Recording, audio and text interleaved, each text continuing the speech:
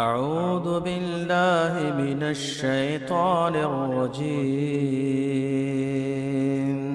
بسم الله الرحمن الرحيم. ولقد زينا السماء الدنيا بمصابيح وجعلناها رجوما للشياطين وأعتدنا لهم عذاب السعير. وللذين كفروا بربهم عذاب جهنم وبئس المصير. إذا ألقوا فيها سمعوا لها شهيقا وهي تفور تكاد تميز من الغيظ كلما ألقي فيها فوج سألهم خزنتها ألم يأتكم نذير.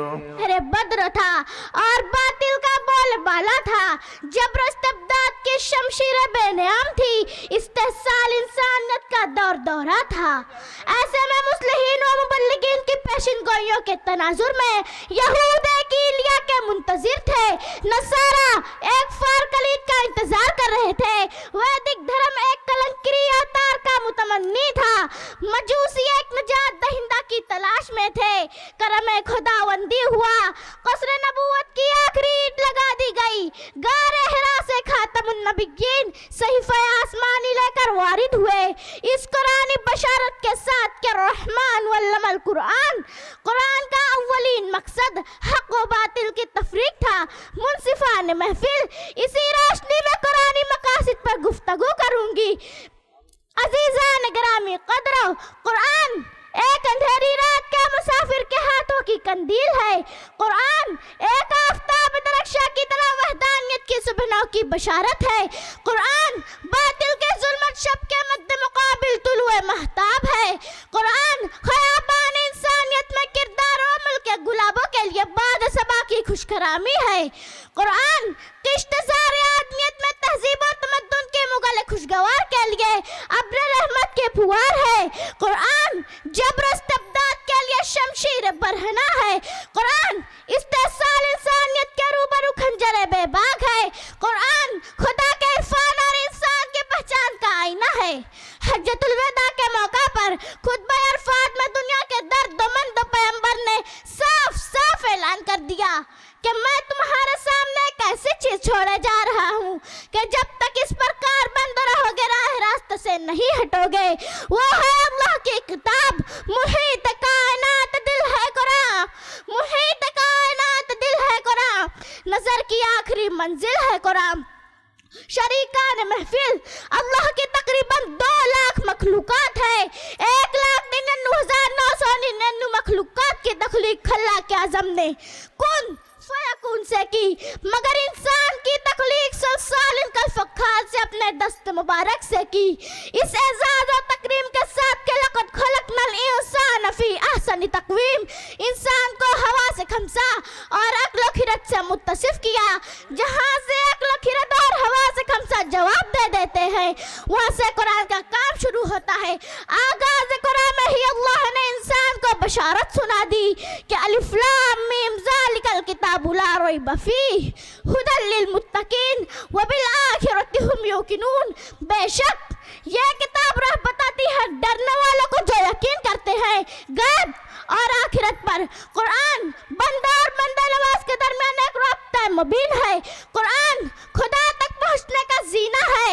قرآن ایک آفاتی دریچہ ہے جس سے آسمانی خوشبو زمین تک آئی.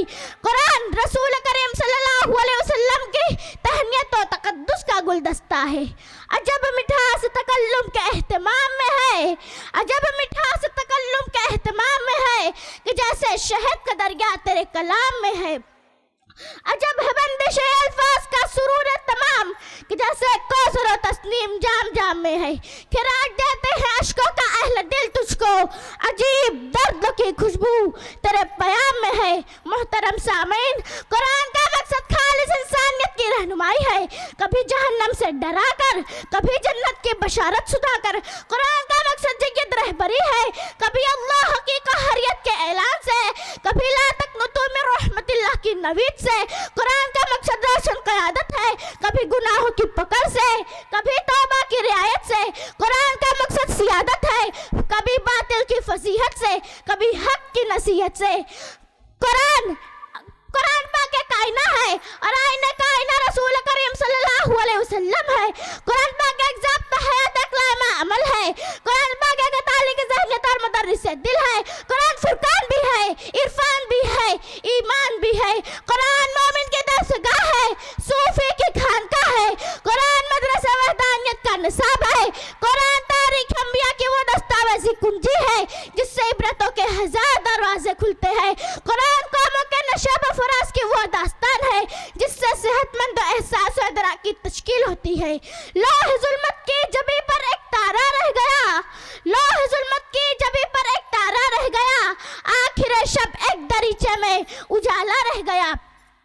برادران ملت، اگر قرآن نہ ہوتا تو انسان جہان و اب گل کے رہ گزار میں پھرتی یوسف بے کارواں ہو کر۔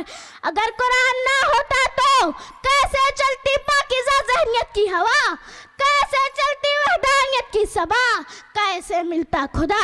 خدا حافظ۔ یہ تھی اریبہ عابد حسن جو ہمارے سامنے قرآن کے موضوع پر بڑے ہی دلنشین انداز میں خطاب فرما رہی تھیں۔ اللہ رب العالمین اس بچی کے حوصلے کو بلند کرے اور اس کے والدین کو اجر عظیم سے نوازے۔